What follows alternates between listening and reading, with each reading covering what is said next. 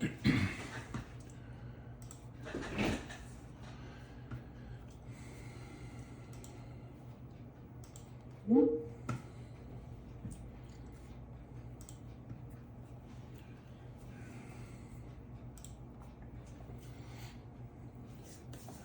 there, Sue. How's it going? Good. How about you? Not too bad. Good. Day. Busy day? Yeah, Well, that's a good thing. Well, hopefully, anyway. I know. I guess correct. So here he comes. Good afternoon. Hey, good afternoon. How you doing? David Craig with Cust. Good to meet you. Good, yourself? Not too bad. Not too bad. Like to introduce Sue J. Cox. So do you go by William or David? Or? I go by David just to confuse everyone. Gotcha. Excellent. The people are wondering what your first name is, right? Yeah, pretty much. Oh, that's right. You've got 3 first names, don't you? That's awesome. You're 3 times the person.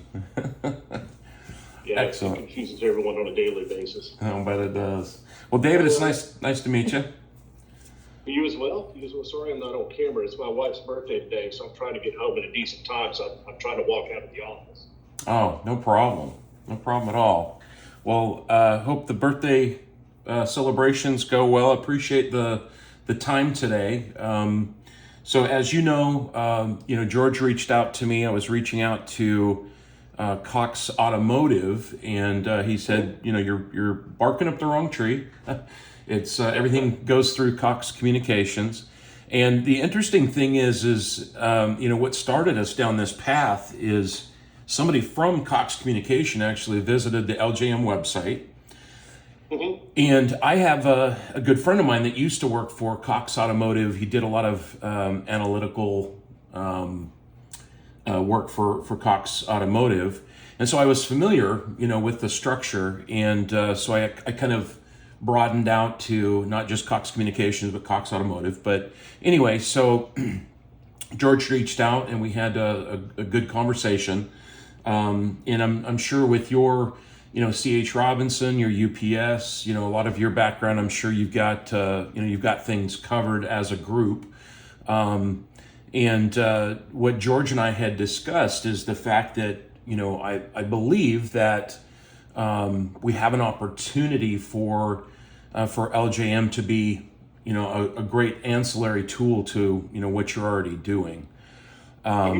So that's kind of where we wanted to start the conversation. And maybe we could start by, I've kind of opened up with kind of what's brought us to this point. And maybe you can, do you have any questions for us before we dive into what we do? Yeah, no questions. I know that just out of curiosity, who visited the website? Was it a gentleman named Chris? I can't remember Chris's last name. Yeah, I think that sounds right. I'd have to go back and look at the records, but that does, Okay. that does sound right. Okay, yeah. Okay. Yeah, I believe the initial inquiry was into Mark Bowser with Cox Auto. He's the CFO. George used to report to Mark, so that's how you ended up with George, and then I report into George, so and have responsibility for this area. So that's how you're getting me. Excellent. Chain of events. Yeah, right. Absolutely. So my thought is, and Sue and I do a lot of these calls together. She's got a lot of experience and background. I come from Global Trans. I was with Global Trans for many years, for about 14 years, and this year with some of the changes with Worldwide Express and things like that. It was a good time to make a change, and I've done actually a lot of business with LGM over the years, and that's what has led me to here. And as I mentioned to George, I really think that a good place for us to start would be to for you all to consider taking a look at a market analysis, and there's a chance that your agreements are best in class and are solid, and we offer a no cost, no obligation, as my email alluded to, market analysis, and we're in the middle of our negotiators look at somewhere between 7 and 10 contracts on a daily basis, and we're in the middle of anywhere between 35 and 40 at any given moment, and we leverage that experience and understanding of exactly what the carriers will allow, and naturally with Kenneth Moyer being from UPS and being one of the, I think what it is, it's like 8 or 10 lead contract negotiators at UPS, and he was one of them for about 8 years, and that really gives us a unique opportunity to I guess, for lack of a better term, level the playing field, and our customers definitely appreciate that, and I think that might be a good starting point for us in our potential partnership. Okay. So if you do not mind, David, can you run me through all the services that you all offer, and then I'm happy to touch on each one to let you know if we are heavily engaged with someone or if there is a potential opportunity there. I know you mentioned contract negotiations. I can tell you we just completed our FedEx contract about 3 months ago, so that one is done. Our UPS agreement is due at some point next year. Okay. We will probably, and again, I'd have to get you with a gentleman named George Rivasecchi over in sourcing, because it's George's area of business to actually do the negotiations. I'm on the ops side, but I used to negotiate the deals, so I'm really familiar with them. Okay. So, we did, just for full transparency, we did allow a company to, I think we opened up to with sourcing to have a conversation around doing a market analysis, and they said no, but I'm happy to connect you with George Ripsecchi and let you have that conversation with him to see what sort of appetite he might have. I believe the gentleman that said no initially was another person over in sourcing, so George may be open to having you all look at it. I mean, sure. The assumption is you're in the business to find areas of opportunity, and you will find some sort of opportunity, and I get that. So when I communicate to George, which I can do later today, sure. When you all, how does that work? I mean, I assume you're going to it's a revenue share or something like that type of deal, correct? Well, yeah. Go ahead, Sue. Okay. Yeah, I was just going to say, David, it's one of our pricing models. It's the most popular pricing model, but not every firm prefers that. So, that's the benefit of us. If there's a different pricing model, whether it's a performance savings tied into a gain share or coming up with a flat monthly for budgetary reasons, whatever it is, that's usually the easy piece. But yes, to your initial question, it is the most popular pricing model on a gain share. So we only get paid a portion of the monies that we actually save for you. Okay. Yep. Okay. Yeah. So it sounds like you've had conversations. You're somewhat familiar with this process, I guess, right? Somewhat. Yes. I mean, we've experienced this type of deal in the past. The one that we just entered into is we actually, and I did, David and Sue, to be honest with you, I did poke at the website just briefly last Friday after George sent me the note, just to kind of gauge what all your offerings were. Sure. Parcel audit. We have engaged with an audit company. I'd say about this time last year, and I am in the process of rolling it out enterprise-wide. Okay. I have Cox Communications about 100% up and operational, and I have some of Cox Auto up and operational, and I'm working on Cox Enterprises as we speak. So, but I know you have audit. What other services would you potentially offer? Yeah, so it's the audit piece as well as contract negotiation. Those are the two main focuses. We do have a lot of a great deal of experience in, I'm experienced in the LTL side. We've got other folks that are experienced in, truckload as well. And we do, some, consulting, with things like that. But, we do have an amazing IT group, and they can help with, integrations and so forth from a consultative basis. But as far as what our core competencies are, it would be that auditing piece as well as the the contract negotiation. Okay, David, to be truly transparent, I've not had an opportunity to speak with George. We've been embedded in this UPS labor. Yeah, thank God that's over, right? Yeah, because I made the recommendation on last Friday for us to stay UPS and not pivot to FedEx. FedEx was coming very aggressive. Right. And we do a lot with FedEx on Sure. the auto side. What was George's take? And I may see him tomorrow. I'll be back in the office tomorrow. What was his gauge of the area that he was potentially wanting to look at, if anything at all? Yeah, so no, that's a fair question. The engagement, the conversation that I had with George was pretty quick and brief. He said, you're barking up the wrong tree. So, you need to be, focusing your attention on communications. However, I do believe we have things buttoned up and we're quite pleased. And I said, okay, I understand that. One thing to keep in mind, and then I kind of went through, some of the things that we talked about earlier, some of the specialty, the areas of expertise and the differentiators that we have. And granted, the majority of the conversation we've been focusing on contract negotiation, because that's where the biggest bang for the buck, so to speak, can be found. However, on an audit side as well, we would, if there is an appetite to take a look at things, I understand that you're right in the middle of rolling things out and so forth, but we would be at least, open to, if you're open to it, having a conversation and doing a comparison against what you're getting versus what we're able to do. There are a few areas of our, the software, the proprietary software we have, the dashboard and whatnot, and some of the services, some of the reporting that may be of benefit beyond what the scope that you're currently engaged with.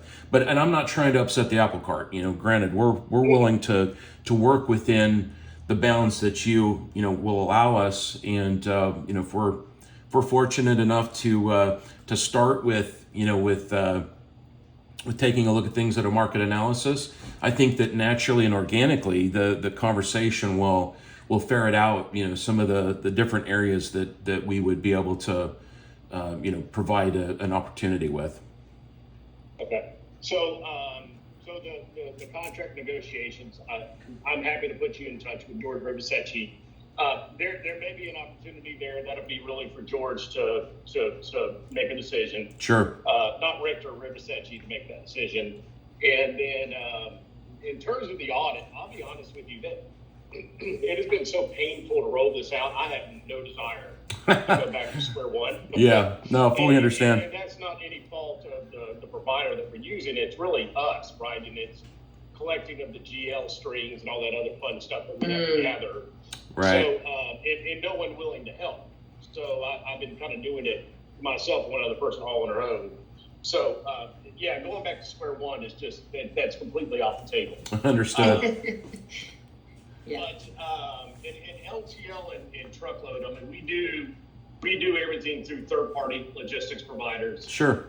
They do have CSP pricing that's in place on our behalf. So, we were with C.H. Robinson for many, many years. I'd say somewhere in the tune of 8 to 9 years, and then we've deviated from C.H. just because it seems like their way of doing business is just not the way we want to do business anymore. They've changed. Right. I've heard that a lot. And so we've actually pivoted to a new 3PL, and we're actually in the process of working through a potential TMS integration. That's great. I'm not certain there's much there, but there could be something on the contract. right? And you know, I'm certainly again happy to connect you with George and see what could be there. And you're saying it. Sorry to interrupt, but you're saying it is Richter or it is not Richter that we would be going back to? You will probably not need to speak to Richter again. Okay. Unless Okay. the contract's being signed, that's the only time you'd probably see his name. Gotcha. I mean, Richter just basically pushes out to the stakeholders to handle the business. And I've worked for George for 13 years, so Right. you know, we know each other real well. Great. So no, it'd be George Ribasecchi. Okay. He's our senior manager of sourcing, and his area of responsibility is transportation and logistics, and in a couple other categories as well. So this would roll up under his area of expertise. Understood. That's great. Yeah. So Any? David, quick question. Yes, ma'am. Did you have a prior auditor, or this was new to you that you were implementing and having an auditor for the first time with these folks? Yeah. So we worked with this company for a while. We've never really integrated it very heavily until just recently. We have evaluated a few different audit companies. The problem we ran into, Sue, to kind of give you a little history on it was we used to route all our invoices through this third-party logistics coding provider called OPI. They were up in New Jersey. All the invoices went there. They were scanned in, and then they were routed to the appropriate person. When COVID hit, we made a change in our process, and our billing system changed and everything else, and it messed everything up. Now, mind you, a lot of folks during COVID would come and go. They didn't go in. They didn't get their bills. Some stuff was paid off, P cards. Nothing was consistent across the board. And last year, we actually had FedEx call us and said, hey, you owe us $300,000. You need to pay us. And I said, yeah, no problem. I'll be back in the office next week. I'm happy to look at it. And they said, well, we need you to look at it now, or we may have to cut you off. And my response was, well, cut us off.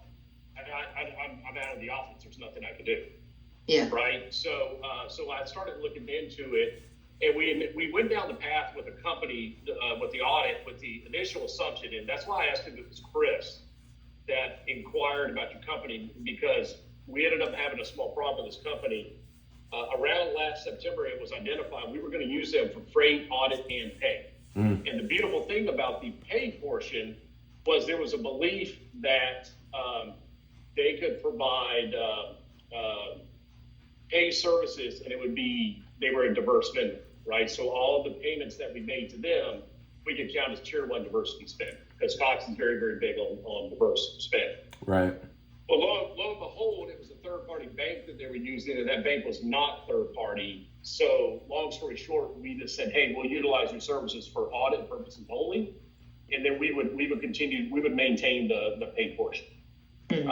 So that's what was going on. But during that time, when we thought we were going to have an issue with the pay, we were looking for a diverse vendor. Chris started going out and looking at different audit companies that potentially could offer that service. And what we found was, and I'm not sure how much due diligence Chris really did. So Chris came back and said, hey, I cannot find any audit companies that can offer the pay service that are tier 1 diverse. I was like, okay.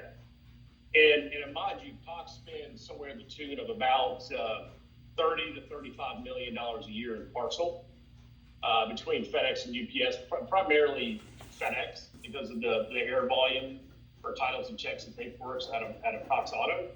And that's a lot of money to run through a tier 1 diverse vendor. And George was very excited about that. And I had to go back to George and say, hey, oops, we made a mistake. We can't do that. Mm-hmm. So that may be where the inquiry came from, Chris, as he was researching another potential vendor. Gotcha, makes sense, yeah. Who may I ask did you end up with now? Sure. Intelligent Audit. Okay, yeah, good company, yep. I mean, they've been okay. We've had some heartburn issues with our account rep and timeliness of response, but I think we have that corrected now. I see. Yeah. That's good. I mean, we've known, not myself personally until the last handful of years with me, we bump into Hannah and, Mhm. some of the crew at trade shows and whatnot. They used to actually farm out their contract negotiations to us because they don't actually do that service. Yeah, to John Hubert, whatever his name is. Yeah. Yeah. Spin management, spin something. Yep. Yeah, Okay. we don't actually use them for contract negotiations. Yeah, they're just on it, sure. Yes. Yeah, so it sounds like you did the whole geocoding, and that's why you're paying. I came out loud and clear because that can be a process. It's fun. Yeah. So you're not just straight audit; you're audit with some of the caveats, which in a lot of detail. So I mean that's we do all the above. It's interesting because in the small parcel space, which is really LJM's expertise, we don't really get. We have partners that if there's LTL need, we'll kind of just do a handoff. But the small parcel, most of our clients, when it comes to bill pay, it makes sense. Like if we're going to verify that your bill is correct, it makes sense for you to just pay it. You know what I mean? So we are set up to do it, but most of the time we don't because when you get down to you want points and you want all this extra stuff, then it doesn't make sense, and you don't want to pay extra. There's a lot of companies out there, as that do the audit and they charge it with the credit card, and there's a whole nother way that they make money. So it initially seems like a good deal until you realize, when you peel it back, what they're actually making, over and above with the bill pay piece. So we really don't see, it's not that common for us to do the bill pay at all. Yeah, and the analytics is kind of where it's at, so there's only a handful of companies. There's a lot of auditors out there, and they'll audit everything, as your telecommunications, your supplies. We're just specific to small parcel, and that's all we want to stick to. It's enough to have small parcel industry is complicated and convoluted enough. So hey, I get you, that you're down the path pretty deep. Keep us in mind next ride. Yeah. Well, so let me interject real quick because I do actually have a couple of questions there. Because I mean, as I mentioned earlier, I have experienced some minor issues with IA. They've been kind of resolved, but they seem to fester from time to time. When I said I don't want to unwind it or restart, I have 3 CFOs watching this. Mark Bowser, Burley McBride, and Dallas Clement. So there's a lot of eyes on this. Now, I would say this, if we continue to experience issues, like I said, they're somewhat intermittent and then can flare up fairly large sometimes. If we were to say, hey, let's evaluate a change. I've already collected the GL streams, right? All it really is you need an access to the billing files. It's not hard. Yep. Right. What does your process look like? Is there a differentiator between you all and IA? And then what is kind of how you get paid for the services? Yeah, so the GL coding, what we would do is first assess, how detailed, right? Because we had another company, a big electronics firm, and they had more SKUs than I knew it existed. So I know we work through that process. Like you said, the big piece of it is getting them established and communicated to us if that's the case. Once they view what this looks like and how many, because we've had clients that just needed, it's a simple GL. Maybe there's, two sources, one for the SKU and one for, the department level or the client code, whatever it might be. They can then tag what price there would be attached to that. I certainly, wouldn't be in a position to quote you what kind of range we're talking about until we see it. Some are not that complicated, and some are. I can tell you, I have one GL screen per FedEx or UPS account number, and I have about enterprise-wide, I have about 150 UPS account numbers, and I have about 300 FedEx account numbers.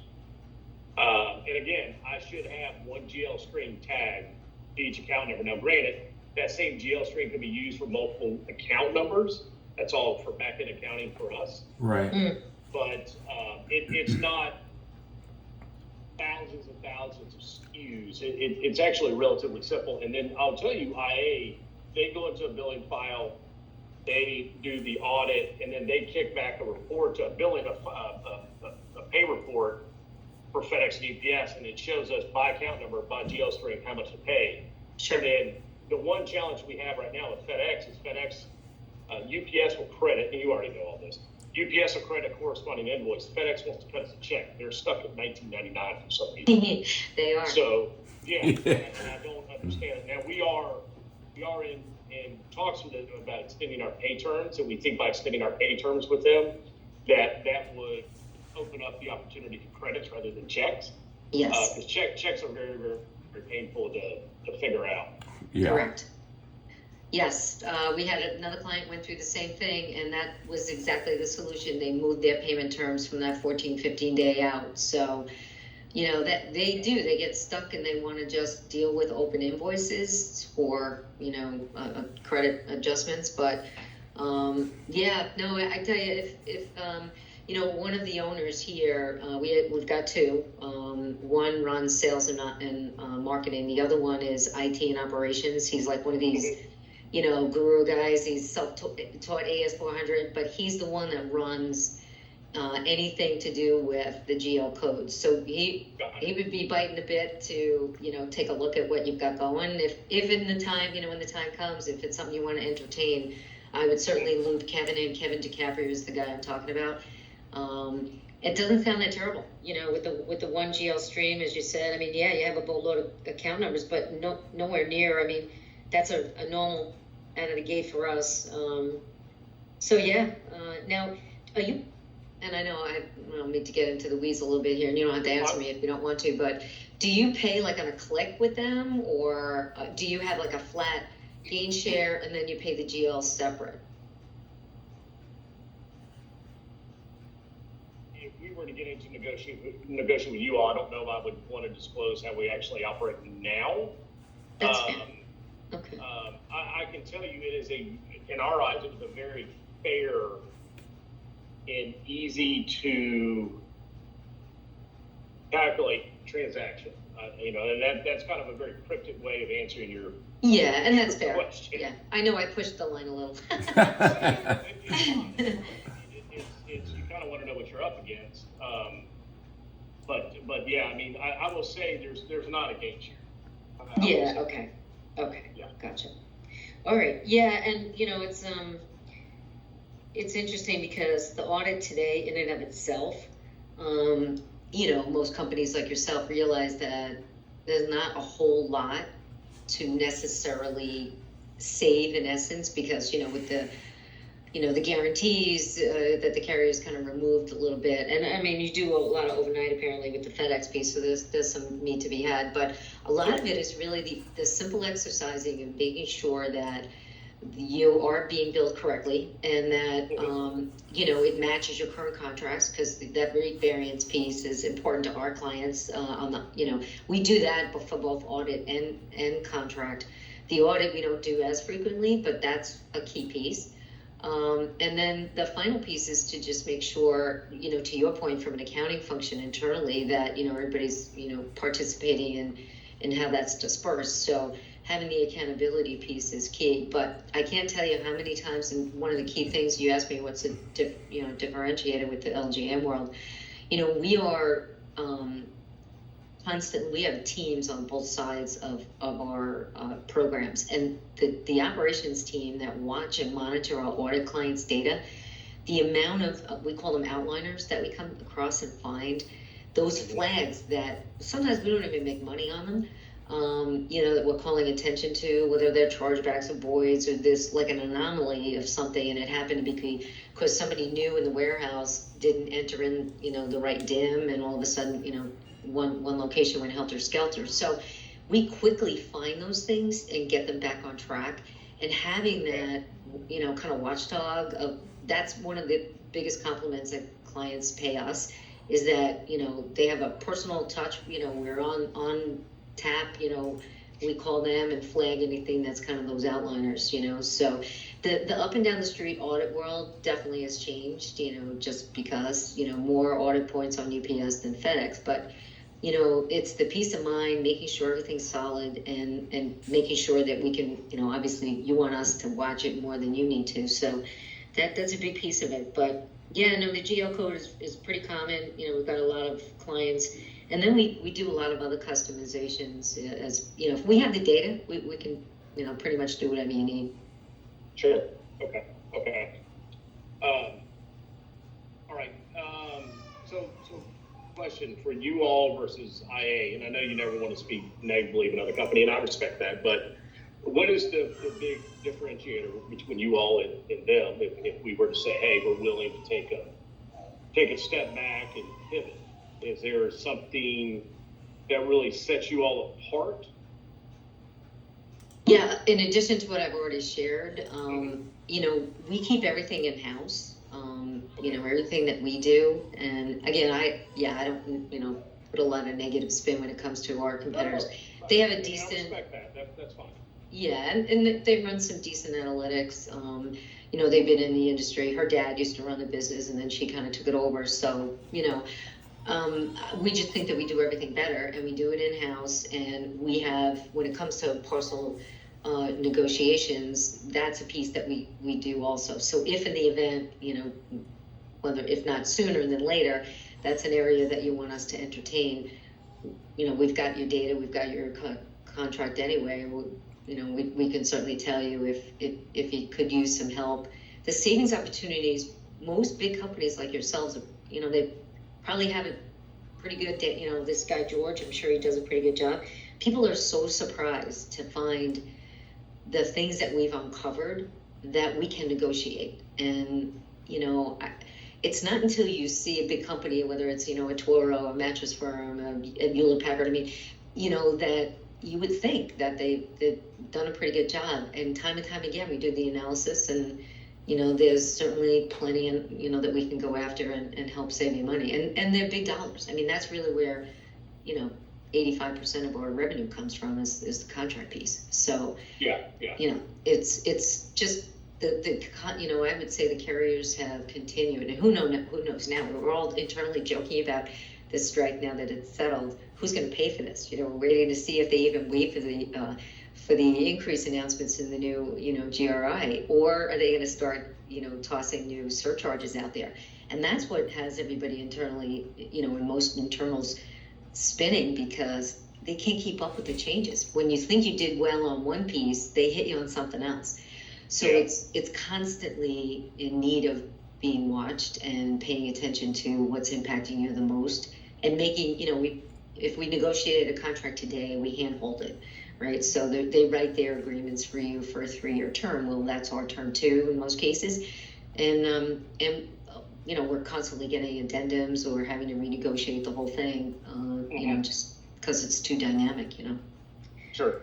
So yeah, overall, I think we do a better job. We've got a lot more programs, and just the way that we conduct the business relationship, and we're constantly monitoring. But more importantly, we keep everything in house. Right. Well, let me ask you this: if we wanted just to have a conversation, and understand what the pricing dynamics would be, that way we have everything, buttoned up. If we decided that things just are not working like we would expect with IA, what would you need in order to make that type of determination of what it would look like for us? Yeah. Well, I certainly, and out of the gate, I would say we would need a good sample data, with your codes, just to take a look at, what the format is, and then we would set up a call. Kevin DeCaprio, who I alluded to, I would get him involved. We could even have a pre-call first. I would let him verify that the sample data is good to go. He could better tell you, what does that mean? Is it 3 months, 6 months, and specifics to what he would look for. And certainly a discovery call is harmless. So yeah, if you're open to entertaining it, it would just be an easy setup, and we can figure that out. Okay. All right. Well, that sounds good. It might be worth at least exploring a little bit. Okay. Well, I guess next step for me is I need to reach out to George Rivasecchi. Yeah. David, is it you or Sue that I need to put him in touch with, or both of you all? Well, we work as a team, but I would be the point person on that. Okay. All right. Well, I'll reach out to George, and I'll pass your information along. I'll give him kind of a brief of our conversation, and then I'll ask him to reach out based on our conversation, and then also what your conversation with Mr. Richter. Excellent. And then see what his input there is. I may not be able to connect with him until tomorrow, but Sure. we will connect and then circle back. That sounds great. Yeah, we greatly appreciate the time. Hopefully you've seen value in the conversation, and we look forward to engaging with George if that's what he would like to do. And hopefully we can have an opportunity to put you and Kevin DiCaprio together. You'll greatly enjoy that conversation above and beyond on a work basis. He's a fun guy to talk to. Sounds good. Yeah, I'm trying to assess how we're progressing with IA and Yeah. level frustration. If it gets bad enough, we may just have to start over. I don't want to have to have that conversation internally, but it may be a must. So. Yeah, I gotcha. All right, so the most important question, you're not on your way to get a gift first, right? You got the birthday gift? Yeah, and of course she's been gone all day, but the flowers showed up about an hour and a half ago, and the gift card for her wardrobe arrived this morning at about 5. So Nice. yeah, I think I'm covered there. Good news. You're out of the doghouse. Yeah, but it's not unlikely to be out on the way home looking for a gift. So Yeah. I know. I'm married. I get it. Yeah. Well, hey, David, thank you so much for the time. Enjoy the birthday party. And on a personal note, did you all get hit with the storm last Thursday? Yeah. We were actually had family in town from Texas and Florida. And, Oh, geez. We were not too far from the house, and we were up at Mellow Mushroom having dinner. And I was actually outside texting my boss, and that wind hit us pretty hard, and we didn't have any damage in the house. One of my neighbors had a tree fall, Yeah. and it barely missed his house, but it was ugly. Yeah. We were without power for 49 hours at my house. I've lived here for 16 years, and we've had 5-minute blips, 3 hours maybe, but I've never seen it hit a substation over here in Canton, and it was nasty. So one of my coworkers is in ball ground, and he was out for I think 49 hours as well. Oh, yeah, he was probably in that same substation because ball ground, I'm right next to 20, and on the north side of 20 is ball ground. Yeah. So. I'm in Forsyth County, not too far off 20. I'm off Post, Oh, yeah. And I'm at Post and Kelly Mills. Oh, yeah. Is one to describe. Yeah. Yeah, I go by there on a regular basis. We lost power for about 2 hours. Oh, geez. I wish. Yeah, I was shocked it came back up that quick. Yeah, I'm sorry to hear that. That's Yeah. terrible. Yeah, it was brutal. Well, David, it was a pleasure to meet you. Enjoy the birthday party, and we look forward to seeing where things go. Sounds great. You all have a good one, and thank you for the time today. Thank you. All right, take Appreciate care it. Take care. All right, bye-bye. Bye-bye. Bye-bye.